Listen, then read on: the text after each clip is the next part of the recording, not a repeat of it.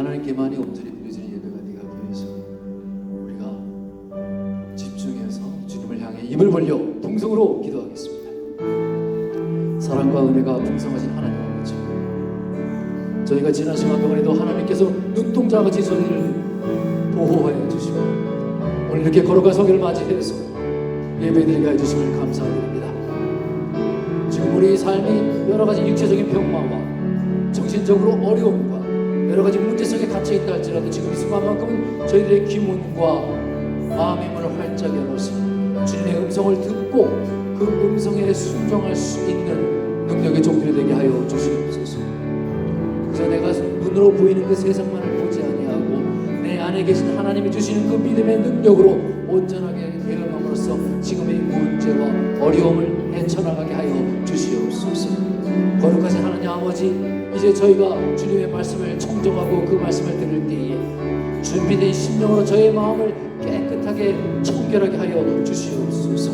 그래야 그 말씀에 주님으로부터 인한 그 커다란 은혜를 입게 하여 주옵시고 주어진 말씀에 순종의 역사와 결단의 시간을 갖게 하여 주시옵소서. 그 말씀이 선포되어질 때에 그 어떠한 인간의 이야기조차 말조차 들어가지 아니하고 오로지 주님의 말씀만이 선포되게 하여 주옵시며 지금 운행하고 계시는 그 성령님의 역사로 그 말씀을 청종하는 무리들이 그 진리의 말씀을 깨닫고 그들의 삶 속에서 생활 안에서 깨닫고 실천할 수 있는 능력이 있게 하여 주시옵소서. 주님, 저희들이 이 공간에 하나님 아버지가 저희들과 함께 머무시리라 믿습니다. 예배의 시종을 우리 성령님께 의탁하오며 이 모든 것 우리 주 예수 그리스도 이름으로 기도드렸사옵나이다. 아멘.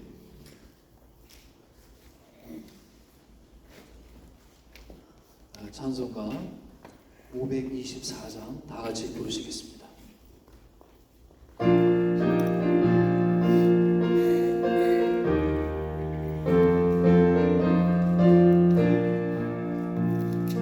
발길을 밝히 보이시니 주 앞에 빨리 나갑시다.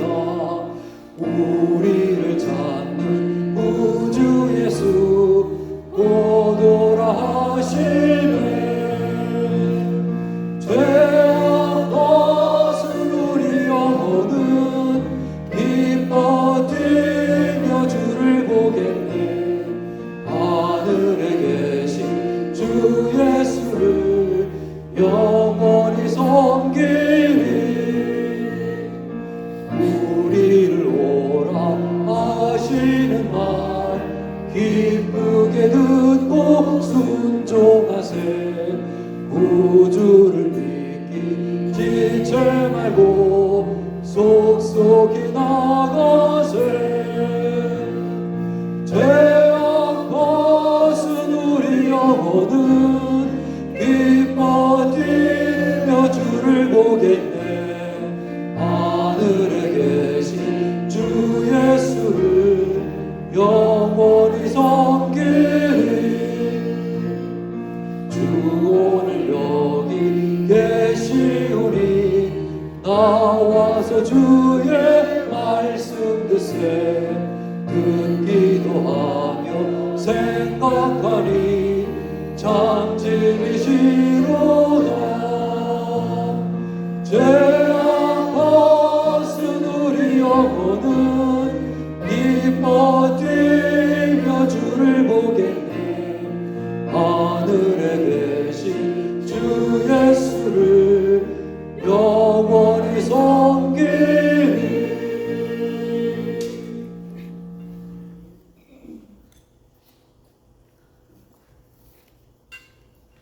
다 같이 기도하겠습니다.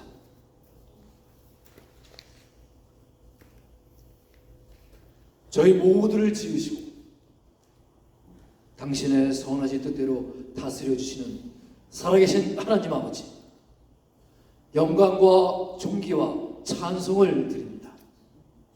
오늘 이렇게 거룩한 성회를 맞이해서 이렇게 함께 모여 주님을 찬양하고 예배케 하여 주시니 감사드립니다.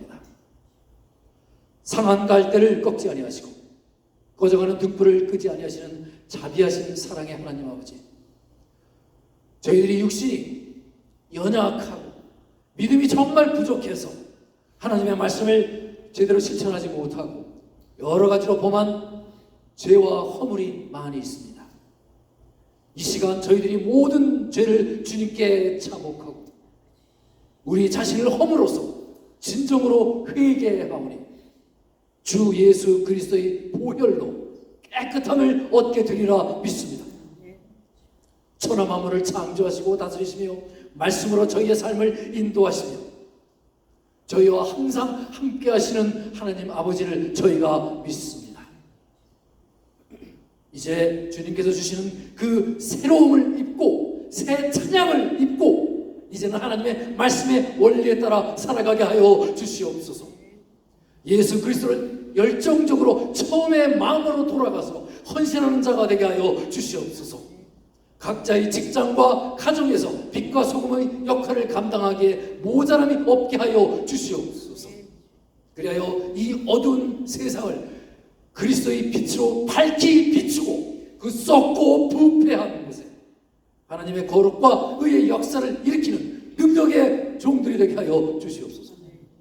하나님 아버지, 주님의 이 몸된 교회를 위해서 또한 기도합니다. 저들의 교회가 예수 그리스도의 복음의 진리 위의 터에 굳게 세워지게 하여 주시옵소서. 그리고 저 불신의 세상을 향해서 하나님의 사랑을 생생하게 증거하는 믿음의 자들이 되게 하여 주시옵소서. 하나님의 크신 능력과 축복을 허락하시옵소서. 이 자리를 가득 메워 주옵소서. 죽어가는 많은 성령들에게, 그 심령들에게 복음의 기쁜 소식을 전하고 생명이 넘치는 교회가 되기를 간절히 소원합니다. 또한 선포되어지는 그 말씀 가운데서 성령 하나님 함께 하여 주시어서 생명력이 넘치는 살아있는 말씀으로 저희들을 감동케 하여 주시옵소서. 사랑과 은혜가 많으신 하나님 아버지, 이제 그 예배와 또한 그 교회를 위해서 봉사하는 그 손길들, 특별히 보이지 않는 곳에서 기도하고 애쓰는 그 손길들을 기억하여 주옵시고 힘을 다하여 수고할 때마다 주님의 위로와 평강이 넘치게 하여 주시옵소서. 이제 예배의 처음과 끝을 주님께 맡기옵니다. 이 모든 것 빗대오신 우리 주 예수 그리스도의 이름으로 간절함을 담아 감사함으로 기도드렸사옵나이다. 아멘.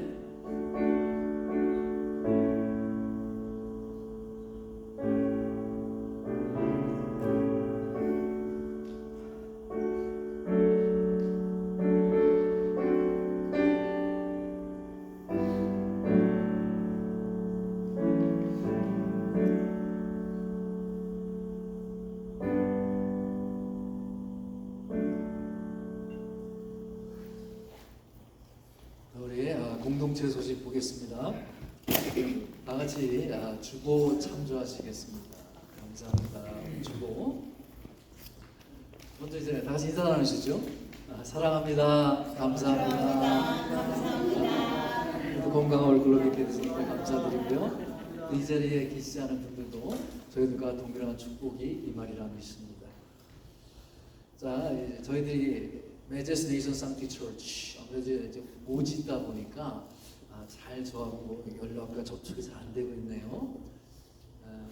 아마 조만간에 연락이 올 것입니다. 제가 말씀드린 바대로 이제 베냉에서 또 한 교회가 개척되어진다는 어떤 좋은 소식이 있는데요. 제가 소식 받는 대로 여러분께 보고를 드리겠습니다. 예배 마치고 친교 모임이 있죠. 그리스도 안에서 풍성한 교제와 감사를 나눌 시간 갖겠습니다. 또 오늘 친교는 특별히 우리 연혜숙 성도님께서 준비를 하셨습니다. 그 이유는 여러분들이 다 아시리라 믿습니다. 자, 우리 중고기도팀 기도 제목과 내용을 해주시고 우리가 합심해서 기도 나누겠습니다. 저기 성도가 찬양이죠. 순서 기도 보시고요. 또 오늘 잠깐 오늘 일찍 오셔서 이렇게 연습하시는 모습 너무나 아름답고 보기 좋았습니다. 제가 많은 은혜 받았어요. 자, 우리 전교회 생명의 삶 큐티 하고 있지요. 11호로 이미 배부가 되었습니다. 우리 말씀을 실천하면서 하루를 시작할 때 말씀으로 시작하는 것 얼마나 기쁘고 감격스러운 일입니까? 또한 주님 주신 또한 그 권능을 여러분 누리시면서 사시기 바랍니다. 야외 예배 있습니다. 벌써 다음 주지요. 트레드윈스 파크인데 이제 자세한 내용 이제 공지를 못 드릴 겁니다. 같은 장소에서 아마 같은 데죠, 소문에? 예, 거기서 있을 예정이니까 모두 참석하실 뿐만 아니라 다른 분들, 특히 믿지 않는 분들 다 그래서 많이 참석해서 정말 자연 속에서 예배를 드리며 또한 즐거운 시간 가졌으면 정말 감사하겠습니다. Thanksgiving Basket 말씀드렸죠. 이제 학교 학생 가족 가운데에서 좀 도움이 필요한 분들을 상대로 지금 펀드레이징을 하고 있는 중입니다. 여러 가지 모양이 다 괜찮으니까 신경 쓰지 마시고요. 물론 이제 땡스기빙 베스킷 해가지고 저기 보신 바대로 그 품목을 사셔서 해서 하셔도 되고, 뭐 이제 카드라든가 뭐 여러 가지 모양으로 하시면은 그분들 뭐 전부 다 감사하게 받으시니까 혹시 마음이 가시는 분들 참여해 주셨으면 고맙겠습니다. 플로리다 침례교 지방총회가 있어요. 10월 10일부터 12일까지 월요일부터 수요일까지 있습니다. 그래서 아마 수요 예배는 아마 못할 것 같아요. 다른 예배들은 지장이 없습니다. 이번 지방총회는 좀 특별합니다. 제가 몇 분한테 말씀드렸지만 내년에 전국 침례총회가 플로리다에서 있어요. 플로리다에서 전국 지방총회는 굉장히 많죠. 300개가 좀 넘는 거 아니겠어요? 미국 어디로 그러냐? 올랜도로 다 와요. 그걸 이제 우리 지방총회 멤버들, 그러니까 저희가 이제 침례총회 지방에 플로리다 지방에 소속이거든요. 우리들이 손님 맞이를 다 해야 돼요. 그 원래 그 하여지는 장소에서 이제 거기에서 봉사를 하고 재정적으로도 이미 물론 전 총회에서 도움을 받지만 저희가 이제 하는 부분이 또한 많아요. 거의 뭐 5대5 또는 6대4를 보시면 돼요. 그래서 재정적으로뿐만 아니라 특히 인력으로도 많은 분들이 필요합니다. 그 많은 분들 다 라이드 해야 되고요. 안내해야 되고 또 그 안에 순서 진행해야 되고 식사 대접도 해야 되고 일들이 많아요. 그거에 관해서 이제 구체적인 토론을 이번에 가서 할 예정입니다. 제가 이제 내용을 받는 대로 여러분들께 말씀을 드리겠습니다. 저희 교회도 작지만은 적극적으로 참여해 줬으면 참 좋겠어요. 우리가 침례교 소속 SBC 특히 그 멤버니까 손님을 맞이하는데 우리가 어떻게 할 것인가, 또 작은 교회는 작은 교회대로, 또 상대적으로 큰 교회는 큰 교회대로 또 어떻게 분담해서 우리가 그 많은 손님들을 맞이하고 또 기쁘게 섬길 것인가, 이런 것들을 우리가 나누는 시간을 가질 거예요. 사실은요, 마이애미에서 하기로 했었어요. 그렇게 되면 저희 교회가 주축이 되거든요. 침례교회가 있겠죠. 그런데 이제 다행인지 불행인지 하나님께서 올랜도로 옮겨주셨어요. 그래서 올랜도를 갑자기 바뀌어서 그 정도의 부담은 좀 줄었습니다. 뭐 그런 사연이 있었습니다. 제가 자세한 건 나중에 또 말씀드리겠습니다. 트렁크 앤 트리트가 이번 엊그저께 있었죠. 2,800명이 참여했답니다. 야, 저도 그 숫자가, 그러니까 매년 이 숫자가 레코드 할이에요. 매년 점점 늘어서 이제 이 커뮤니티에서는 거의 소문이 나고 그 교회에서 이제 한다라는 걸 이제 커뮤니티에서는 알고 있는 것 같아요. 그래서 이제 저희가 이제 과자하고 이제 성도님들 몇 분이서 이렇게 하셨거든요. 너무 감사드리고 앞으로는 저희들도 봉사에 참여할까라고 한번 생각 중에 있습니다. 봉사할 게 많아요. 자동차가 오면은 그거 안내해야죠. 또 자동차 이렇게 뭐 데코레이션도 하는 것도 있고요. 그리고 뭐 이렇게 맛있는 것도 배분하는 사람, 따뜻하게 배분하고 여러 가지. 오늘 목사님들은 이제 거기서 기도하고 필요한 것들을 하지만은 그 이외에 할 일이 많거든요. 그 외에는 내년에 한번 저희들랑 상의를 해보겠습니다. 자, 이상입니다. 자, 오늘 말씀 보겠습니다. 오늘 말씀은 마가복음이죠. 11장 12절부터 25절까지 말씀. Mark chapter 11, 12 through 25.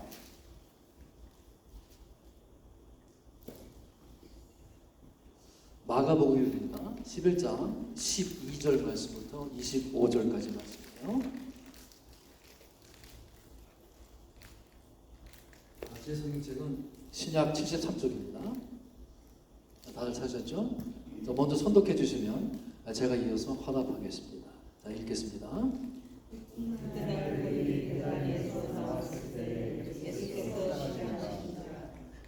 멀리서 잎사귀 있는 한 무화과 나무를 보시고 혹 그 나무에 무엇이 있을까 하여 가셨더니 가서 보신즉 잎사귀 외에 아무것도 없더라.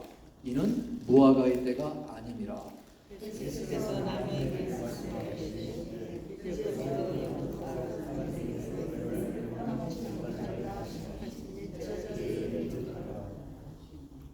그들이 예루살렘에 들어가니라. 예수께서 성전에 들어가사 성전 안에서 매매하는 자들을 내쫓으시며 돈 바꾸는 자들의 상과 비둘기 파는 자들의 의자를 둘러 엎으시며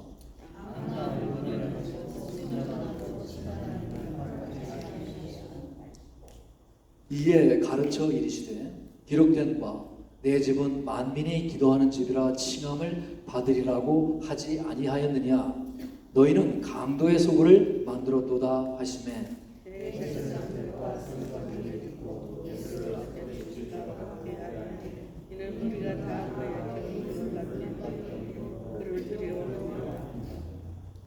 그리고 날이 저물매 그들이 성 밖으로 나가더라.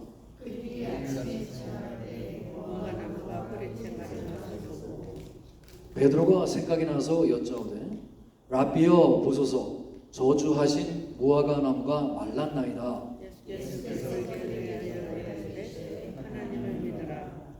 내가 진실로 너희에게 이르노니 누구든지 이 산더러 들리어 바다에 던져지라 하며 그 말하는 것이 이루어질 줄 믿고 마음에 의심하지 아니하면 그대로 되리라.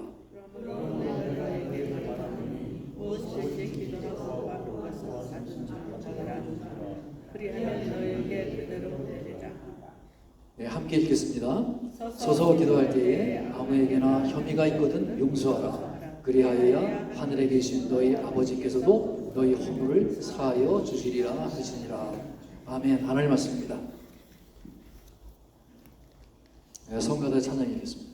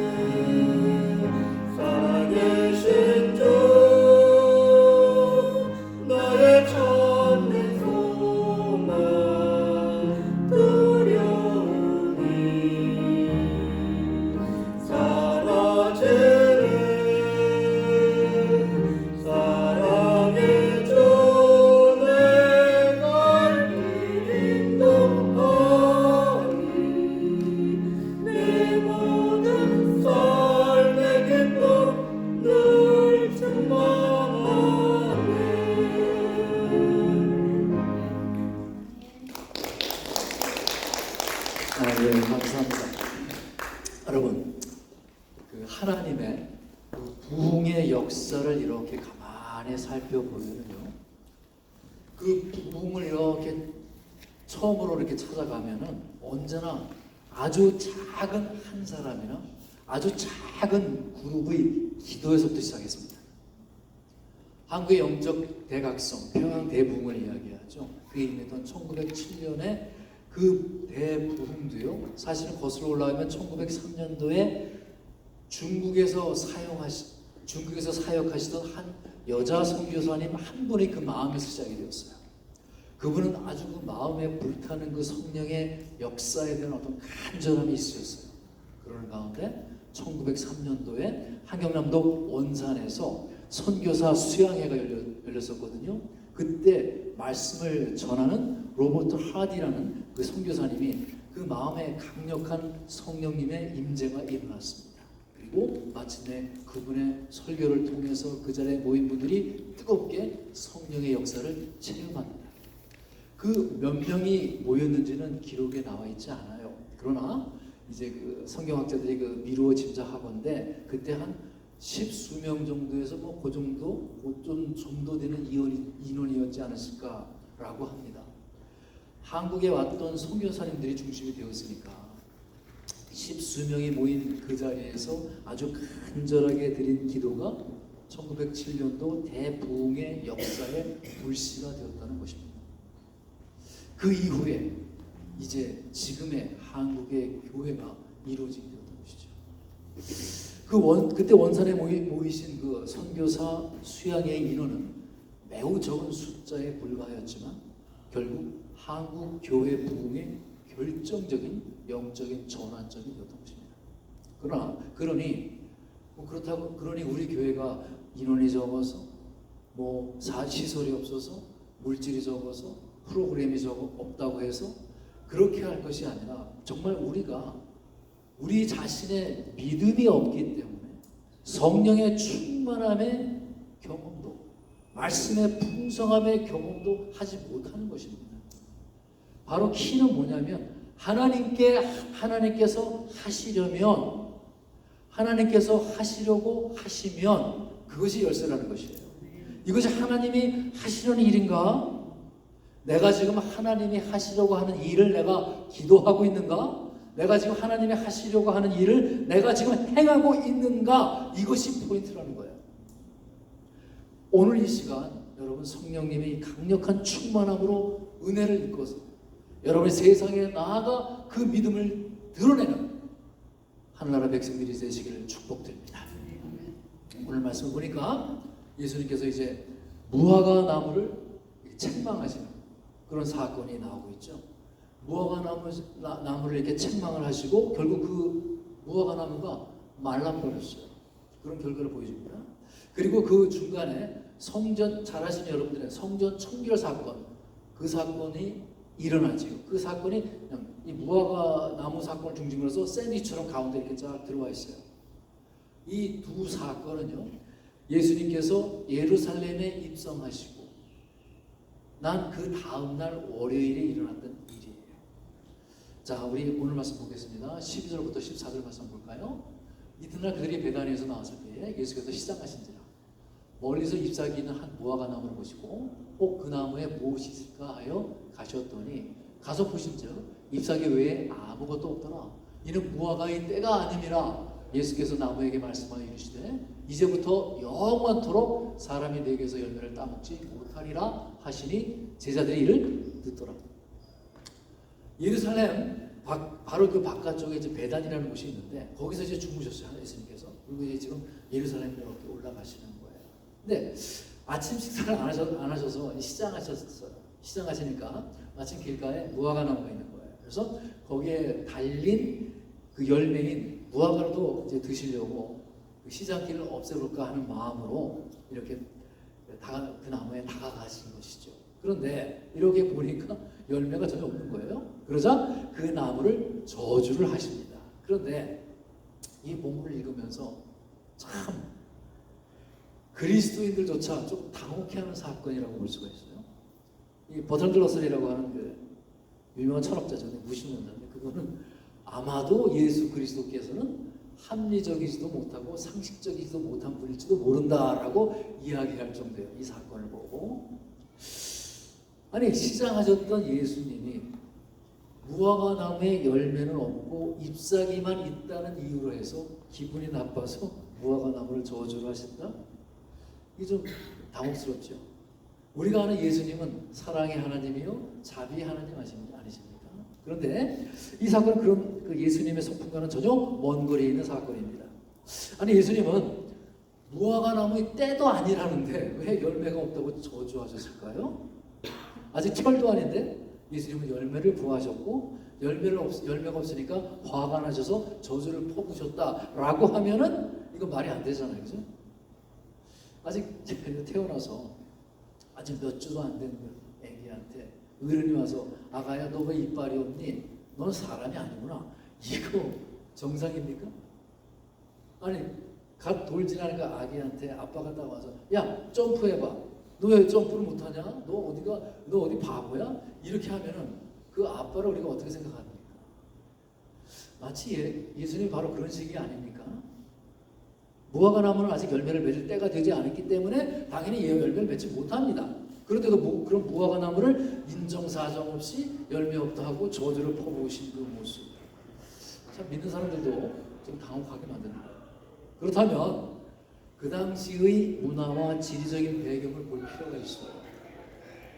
이 지중해와 중동 지방인 이 팔레스타인의 독특한 기후에서 이 무화과 나무는요 6월절이 있는 4월 달부터 초막절이 있는 10월까지 모두 5번에 걸쳐서 열매를 맺습니다.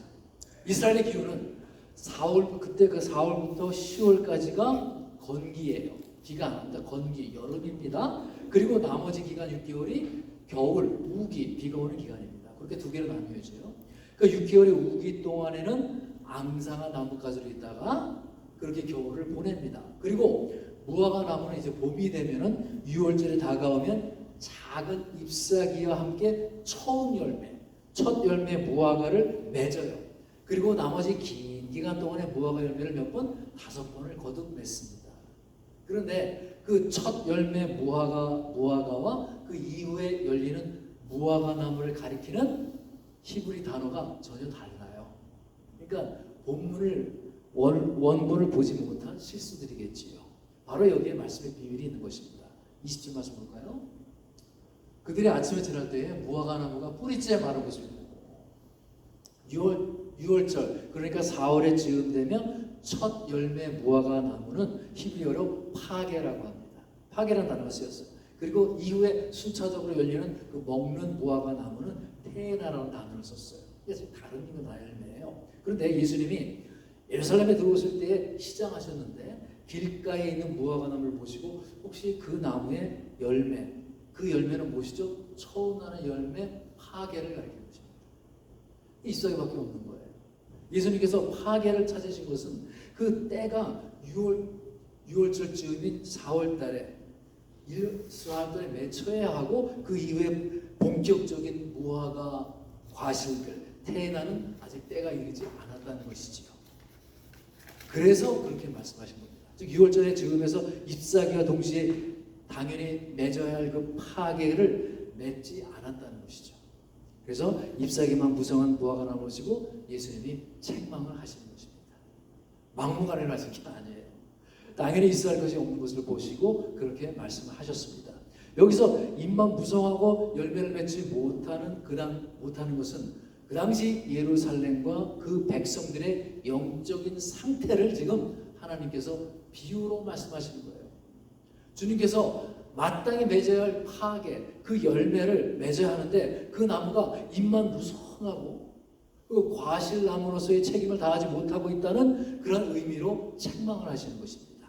무화과 나무는 그 구약에도 여러 가지 나오는데요. 포도나무와 같이 이스라엘을 상징하는 그런 과실나무예요. 그리고 무화과 나무의 무성한 가지는 이스라엘의 백성과 하나님 사이의 관계, 즉 영적인 친밀한 관계에 따른 하나님의 복을 보여주는 것입니다. 동시에 열매를 맺지 못하는 무화과 나무는 뭡니까? 하나님과의 관계에서 신실하지 못한 이스라엘 백성들, 그들의 형식적인 삶과 그들의 위선적인 생활을 지금 지적하신 거예요. 그러니까 이스라엘은 하나님의 백성으로 이미 선택이 되어졌지만 아무런 열매를 맺지 못하는, 그래서 그 독특한 그 선택된 백성으로서의 자격을 박탈당할 것이다. 심판의 메시지입니다. 그런 문맥 가운데 그런 이해를 가지고 중간에 가지고 계시고, 그 중간에 예루살렘 성전 청소하는 청결 사건이 일어나죠. 한번 읽어볼까요? 15절부터 17절 말씀입니다. 그들이 예루살렘에 들어가니라 예수께서 성전에 들어가서 성전 안에서 매매하는 자들을 내쫓으시며 돈 바꾸는 자들의 상과 비둘기 파는 자들의 의자를 둘러엎으시며 아무나 물건을 가지고 성전 안으로 지나다님을 허락하지 아니하시고 이에 가르쳐 이르시되 기록된 바 내 집은 만민이 기도하는 집이라 칭함을 받으리라 하고 하지 아니하였느냐. 너희는 가운데 속으로 만들었도다 하시네. 예수님이 지금 아까 그 무화과 나무를 보시고 발견한 것은 열매가 없는 잎사귀뿐이었죠. 그것은 바로 이와 같이 예루살렘 성전을 출입하는 이스라엘의 종교 지도자들과 그 백성들이 형식적이고 위선적인 삶을 지적하는 것이었어요. 즉 이스라엘 백성들은 그저 입만 무성하고 정작 있어야 할 열매는 없는 무화과 나무와 같다라고 하는 거예요. 그러한 이스라엘 백성의 열매 없는 위선적인 삶과 헛된 삶, 그 삶의 중심이 어디 있었어요? 형식적인 그 성전이 있었다는 것이죠. 그 성전은 바로 무화과 나무가 저주를 받아서 말라 비틀어진 것처럼 이제 앞으로 그 성전이 무너질 것이다 라고 하는 연결된 비유의 말씀입니다. 이런 점에서 볼 때 성전 안에서 행하신 예수님의 행동은 그 성전에 대한 단순한 청소하는 작업, 정화하는 작업 정도가 아니지요. 그 성전에 대한 심판을 보여주는 행위입니다. 이 참 이스라엘 백성의 영적인 회복을 위해서 마지막 때에 세상에 오신 예수, 이 메시아 이름을 그 하나님의 백성들이 깨닫지 못하지요. 또 그분의 가르침을 전혀 순종하지도 않지요. 자기들이 그렇게 오랫동안 기다려놓고도 메시아이신 예수님을 받아들이지 않았습니다. 그래서 하나님 나라에 맞는 합당하고 온전한 열매를 당연히 맺어야 할 때에도 불구하고, 그런데도 불구하고 그들은 그 시기를 분별하지 못하고 자신의 전통과 그들의 고집으로 인해서 이스라엘 백성들이 무지와 어리석음을 주님이 지금 가르쳐주고 있는 사건입니다. 여러분, 우리들에게도 하나님이 똑같이 말씀하십니다.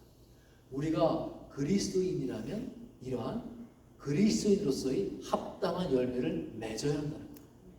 성도라면 당연히 열매를 맺어야 한다는 거예요. 이것은 안 되는데 막 억지로 쥐어짜서 하는 것이 아니라 정말 그리스도인이라면 열매를 맺을 수밖에 없다는 것입니다.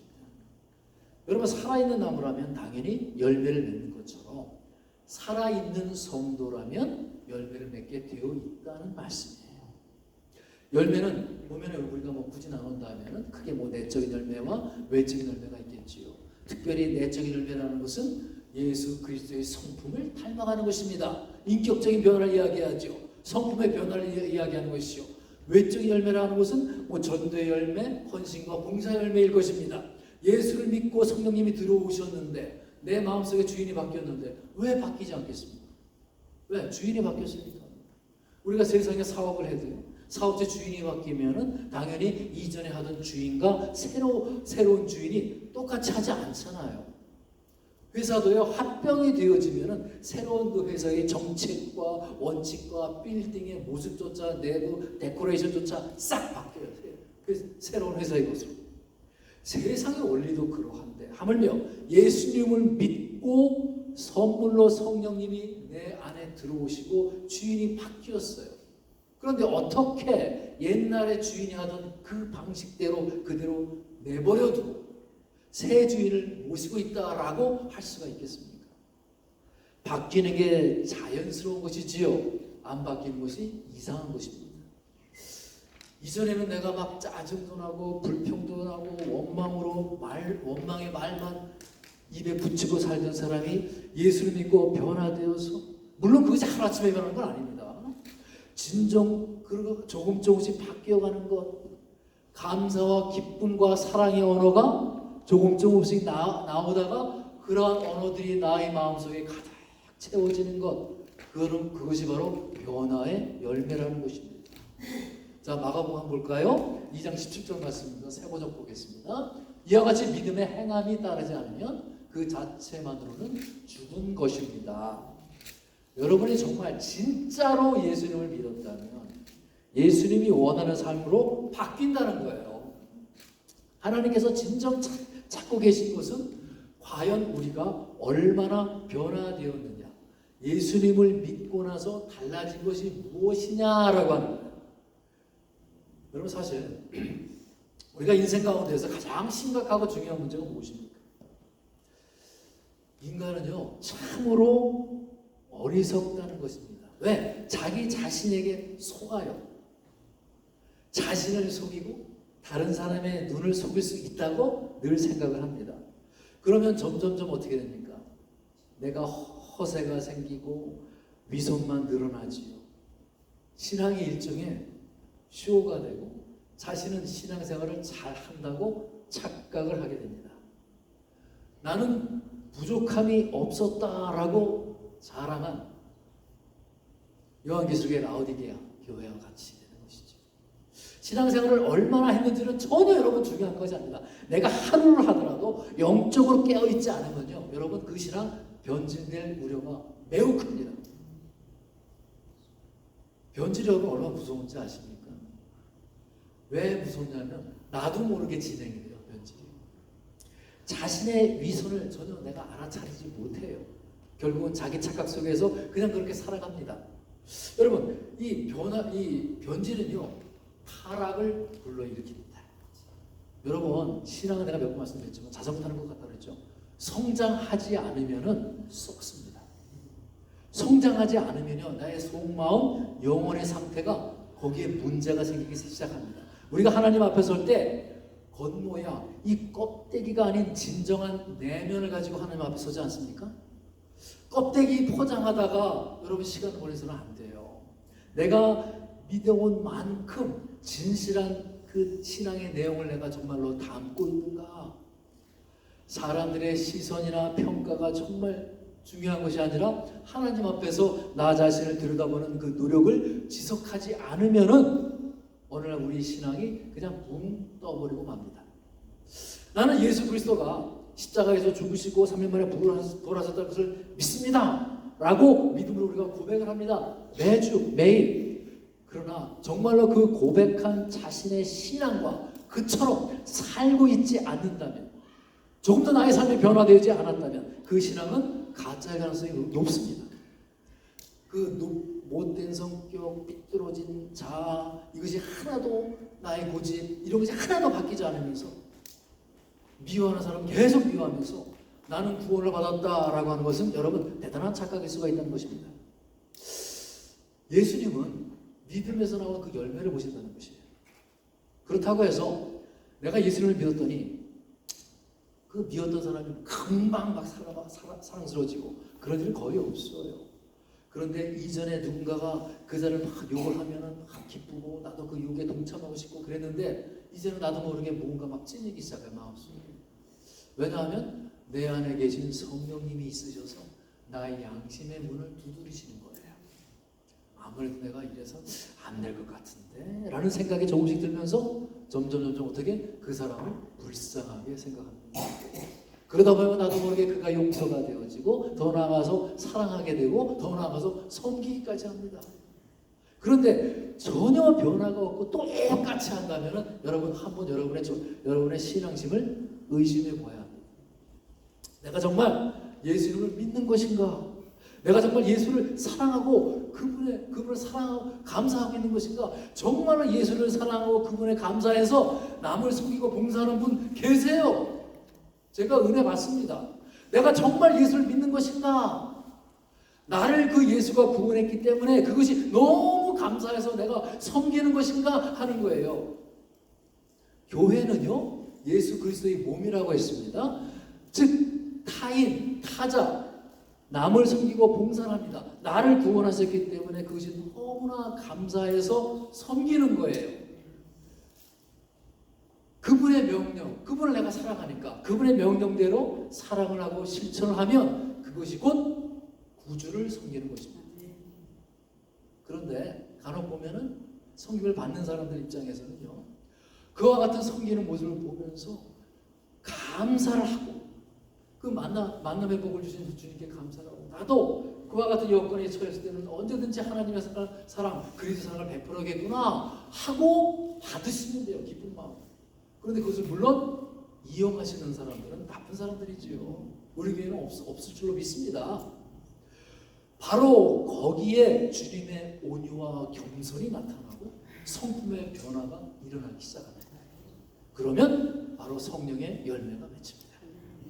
내가 무엇으로 속이든 정말 작아도 의자 하나 치우는 것도 그것도 마찬가지로 얼마나 순수한 마음으로 우리 어린아이들이 합니까? 그런 작은 것을 거에도 정말 내가 그 주님의 성품, 성령의 열매가 나타나는가, 아니면 내 혈기와 내 주장으로 내가 보여주고 내가 인정받고 self-satisfied, 내 만족을 위해 사는 것인가, 이것이 제대로 섬김인지 아닌지가 거기서 구분이 되는 것이지요. 그런데 너무나 많은 사람들이 이 무화과 나무처럼 잎사귀만 무성하니까 괜찮겠지 하고 스스로가 속고 산다는 거예요. 자신은 괜찮은 사람이라고 대단히 착각하고 사는 거지요. 그래서 변질이 무섭다는 것입니다. 어떤 분은 다른 분을 이렇게 가리키면서 저 사람 까다로운 사람이니까 좀 이해해. 원래 그러니까 너무 신경 쓰지 마라. 그렇게 얘기해요. 그런데 그 말한 사람을 들은 사람이요, 또 이렇게 생각하죠. 그 사람을 가리켜서 저 사람은 나는 괜찮은 사람인데 저 사람은 좀 까다로운 사람이다 라고 생각하면서 또 얘기를 해요. 그걸 남들이 보면 뭡니까? 다 똑같은 사람들 아닙니까? 그런데 왜 그런 착각들을 합니까? 우리가 남의 이야기가 아니라 우리 각자들의 이야기예요. 왜 그런 착각을 하냐 하면은 우리는 나보다 더 못한 사람들을 비교하는 경향이 큽니다.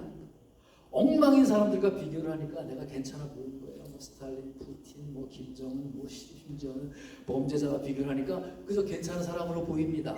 하지만 본헤퍼라든가 노예제들 폐지했던 윌리엄 윌버퍼스라든가 마더 테레사 이런 사람들과 비교를 한번 해보세요.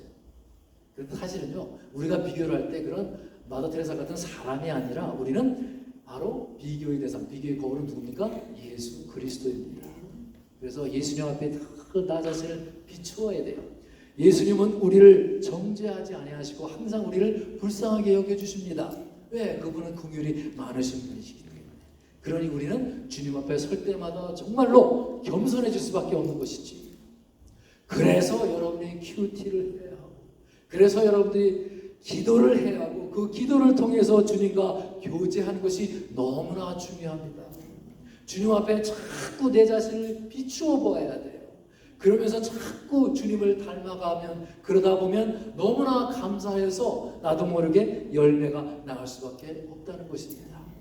그저 잎만 무성한 무화과 나무 그렇듯하게 그저 예수 믿는 채 하면서 열매 없는 자신의 그 모습을 예수 그리스도라는 거울을 통해서 바라보는 거예요. 예수님의 거울에 비추어 보니까 내가 그 모습을 보면서 애통해하고 간절해하며 기도하는 것이, 그리고 변화하려고 몸부림치며 살아가는 것이 그리스도인의 신앙생활입니다. 그리고 그것이 바로 지금 드려지는 예배라는 것입니다. 예배는 그냥 여기 와서 1시간 동안 그냥 죽치고 앉아서 참아내는 게 아니에요. 우리의 그 마음 자체를 그리스도께 드리면서 하나님께 나아가는 것이 우리의 예배입니다. 여러분, 예배를 통해서 하나님을 뵙고 하나님께 나아가며 그런 자신의 모습을 발견하고, 그래서 그 더욱 주님을 붙들며 자신을 들여서 헌신하는 것, 그것이 바로 예배인 것입니다. 그런 것이 여러분들 각자 개인의 삶에서 실현되어야 하는 것이고, 또 우리가 이렇게 함께 모였을 때에 함께 공동으로 예배를 드리는 것입니다.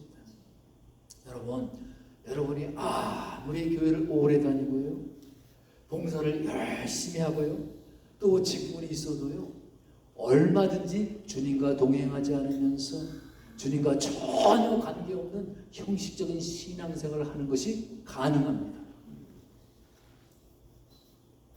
아무것도 안 하고 세상에서 그 안 믿는 사람보다도 더 못되게 살 수가 있어요. 우리가 예배당에 와서 그냥 이렇게 거룩하게 앉아 있을 수가 있다는 것입니다. 그런데 그런 것들은 열매가 아니다. 바로 그런 것들이 잎만 무성한 무화과나무이다라고 예수님께서 말씀하십니다. 주님은 그 잎만 무성한 무화과나무를 지금 저주하고 계세요. 그러자 그것에 대해 저주하신 것에 대해 좀 의아하게 생각하는 제자들이 또 물어보니까 또 예수님께서 전혀 다른 말씀하십니다. 볼까요? 21절 24절 베드로가 생각이 나서 여쭤보되 랍비 없어서 저주하신 무화과나무가 말랐나이다. 예수께서 그들에게 대답하여 이르시되 하나님을 믿으라.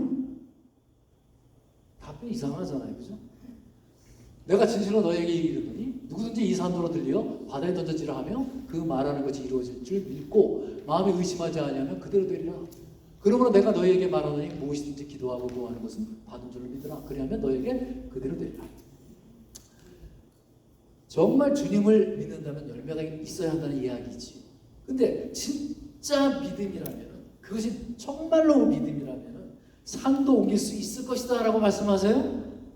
그런데 주님이 지금 우리에게 산을 막 들어다가 바다에다 던져라 이렇게 말씀하시는 겁니까? 좀 이거 그럼 황당하지요. 그러면 예수님께서 왜 이렇게 말씀하십니까? 그것은요, 예수님께서 지금 아주 강하게 지금 강조하시는 거예요. 바로 모든 기적은 믿음에서 나온다는 것입니다. 하나님을 믿는 믿음에서 기적이 나타나는 것입니다. 기적만 따라다니는 사람은요, 정작 기적을 보지 못합니다. 그러나 주님께 마음을 맞추는 사람, the person who align with him, 주님께 내 마음을 맞추는 사람, 그 사람이 바로 기적을 체험한다는 것이에요. 자, 우리 요한복음 15장 7절 말씀 보겠습니다. 너희가 내 안에 머물고 있고 내 말이 너희 안에 머물러 있으면 너희가 무엇을 구하든지 다 그대로 이루어질 것이다. 이 무화과나무 사건을 통해서요, 예수님이 정말 말씀하고 싶은 것이 무엇입니까? 바로 이것입니다. 주님은 기도에 대해서 말씀하고 싶은 거예요. 주님은 지금 믿음에 대해서 말씀하기를 원하시는 거예요. 베드로가 선생님이 저주하신 그 무화과나무가 말라버렸어요 하고 물어보니까 예수님이 지금 뭐라고 하십니까? 너희들 왜 이 무화과나무가 말랐는지 아느냐? 라고 대답하지 않으셨어요. 그저 뭐라고 하죠? 뚱딴지같이 하나님을 믿어라. 이거 완전 동문서답 아닙니까? 그럼 하나님을 믿으면 무화과나무가 마르는 것입니까? 결국 여기서 말씀하시는 것은 사람이 주님 안에, 주님이 그 안에 머물면 열매를 많이 맺게 된다는 이야기예요. 바로 그 열매를 맺는 사람이 주님의 제자라는 것입니다. 즉 열매를 맺으려면 주님과 하나 되는 삶, 동행하는 삶을 살아야 한다는 것이지요. 그러면 어떻게 주님과 동행하는 삶을 살 수가 있습니까? 바로 기도를 통해서 이루어진다는 것이에요. 그렇다면 열매를 맺는 것은 무엇이죠? 기도에 대한 응답이라는 것입니다. 그리고 기도의 응답은 어떤 거죠? 주님과 내가 동행할 때만 가능하다는 것입니다. 그저 입만 무성한 사람이 아니라 주님의 성품을 담기 위해서, 즉 열매를 맺기 위해서 기도하는 가운데 매일 최선을 다하며 나아가는 사람들이 열매를 맺게 된다는 것입니다. 한 목사님이 이런 고백을 하셨어요. 그분은 설교에 대한 아주 큰 열등감을 가지고 계셨습니다.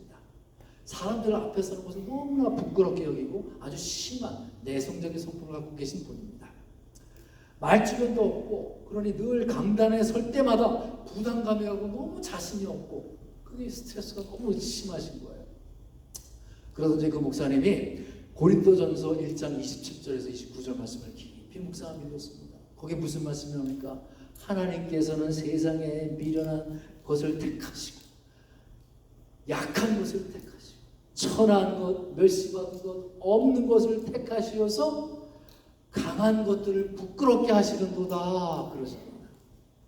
그 말씀이 그분은 이해는 하시는데 하나님이니까. 그런데 정말로 안 믿어지더라는 거예요. 하나님이 왜 그렇게 하시지? 아니 이왕이면 자격도 있고 이왕이면 능력도 있고 실력도 있고 집안도 좋고 학벌도 좋고 이런 사람들을 쓰시지 왜 이렇게 자격도 안 되는 궁상맞은 자들을 이렇게 택해서 쓰실까? 계속 그 말씀이 깊이 수용이 되질 않는 거예요. 들어오질 않는 거예요. 그런데 어느 날 그 말씀을 묵상하다가 탁 깨닫는 바가 있는 거예요. 아, 이 말씀은 내가 이해가 된다, 이해가 되지 않는다. 그 문제가 아니냐. 내가 이 말씀을 믿을 거냐, 믿지 않을 거냐라는 것을 지금 하나님이 나에게 요구하시는 거구나 라는 걸 깨닫는 거예요. 하나님이 미련한 거, 약한 거, 없는 거, 천한 거, 몇십만 자를 택하신다면 그것을 네가 믿을 거냐, 안 믿을 거냐 하고 지금 묻고 계신 거예요. 그래서 그날 그가 깨닫고 고백을 합니다. 내가 정말 하나님을 믿겠습니다. 그리고는 그가 꼬꾸라져서 한 이틀을 펑펑 울었다고 합니다. 그러면서 그분이 성경 말씀을 그냥 믿는다는 게 이렇게 엄청난 일인 줄을 그가 처음 경험했대요. 하나님께서 정말 나 같은 자도 쓰시는구나. 그리고는 감사하면서 더 이상 그 설교에 대해서 좌절하지 않고 목회를 하게 되었다라고 고백을 합니다.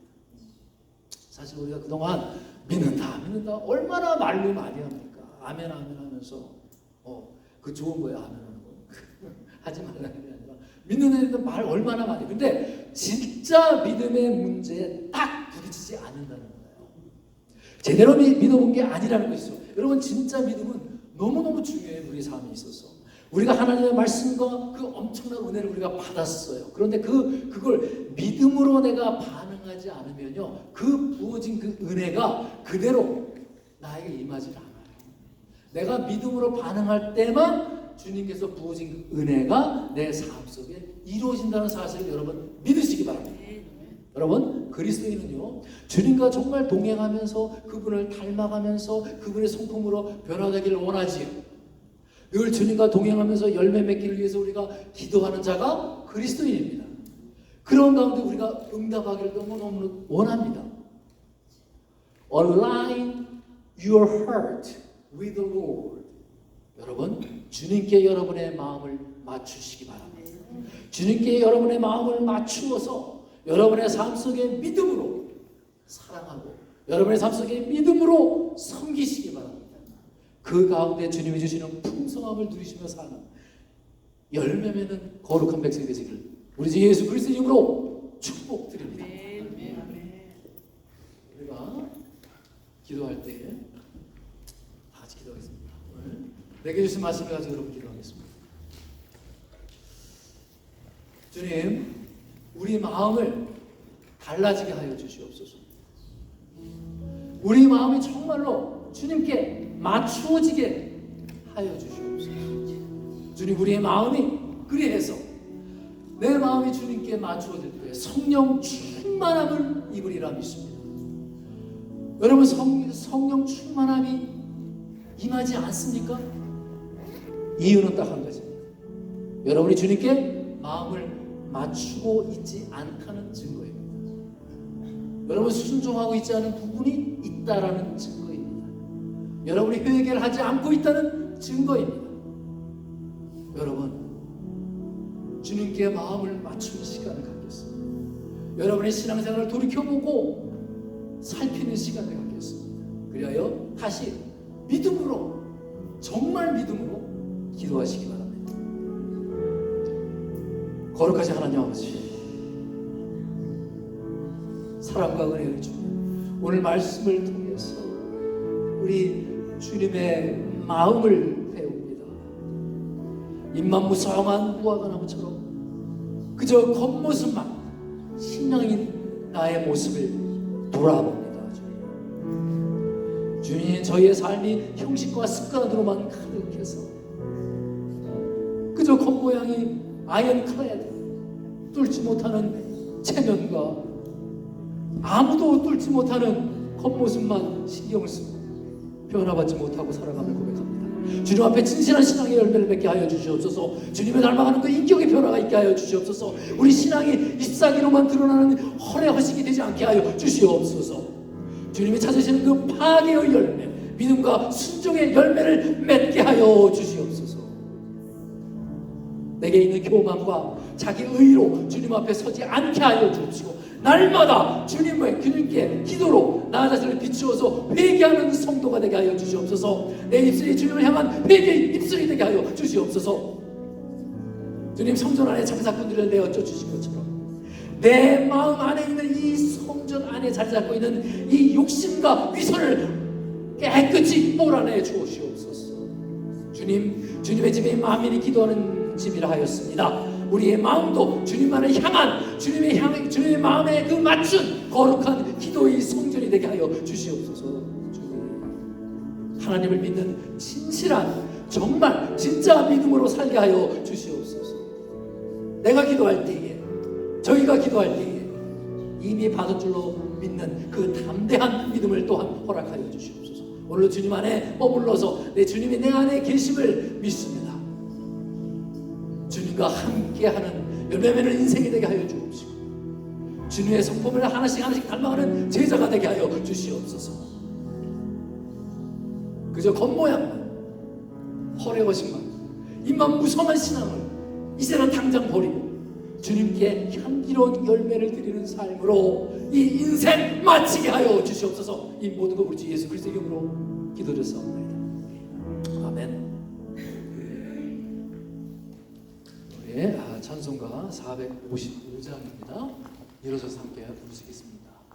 주님의 마음을 본받는 자.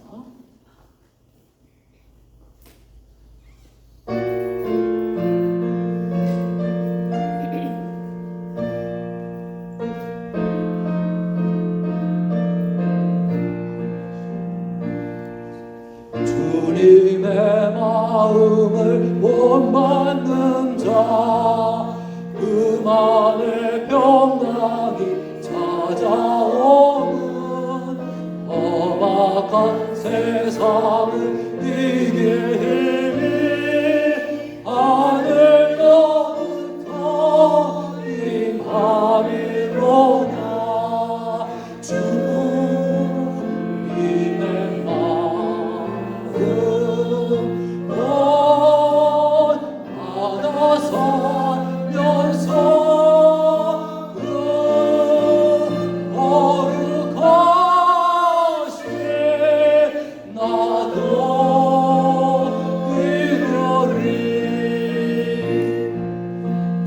모습 내 눈에 안 보이며 음성 내 귀에 안 들려도 내 영혼 날마다 주를 만나 신령한 말씀 늘 배우도다.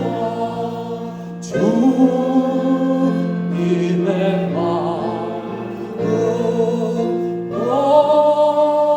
받아 살면서 그 거룩하신 나도 이루리. 가는 길 거칠고 험하여도 내 맘에 불평이 없어지면 십자가 고난을 이겨내신 주님의 마음 본받음이라. 주님의 마음 본받아 살면서 그 거룩하신 나도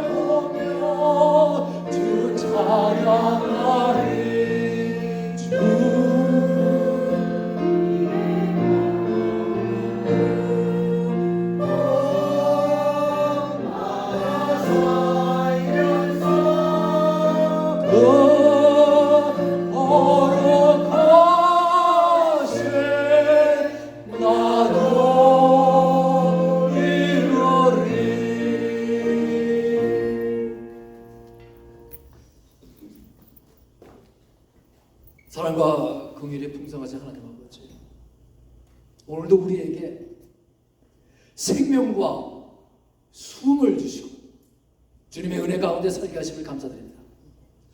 주님께 받은 모든 것이 정말 주님이 주신 은혜임을 진정으로 고백합니다.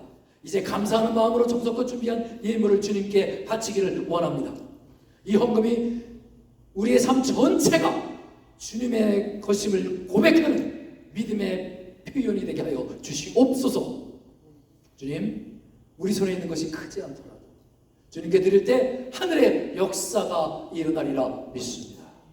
주님께서 과거의 그 두 랩돈을 기쁘게 받으신 것처럼 오늘 드려진 이 예물도 하나님의 나라를 세우는데 귀한 도구와 수단으로 사용하게 하여 주시옵소서.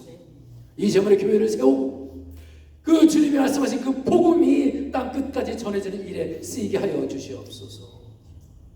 물질을 드린 그 손길마다 기억하여 주옵시고 하늘의 복으로 채워주시옵소서. 각자의 자리에 수고하는 그 손을 붙들어 주시옵소서. 주님을 의지하며 나아가는 그 모든 성도들에게 주님이 주시는 그 은혜와 평강이 가득 넘치게 하여 주시옵소서. 지금 어려운 가운데 있는 가정이 또한 있습니다. 주님, 하나님의 위로와 궁급하심으로 채워주시길 원합니다. 낙심한 이들에게는 믿음의 소망으로 더하여 주시옵소서.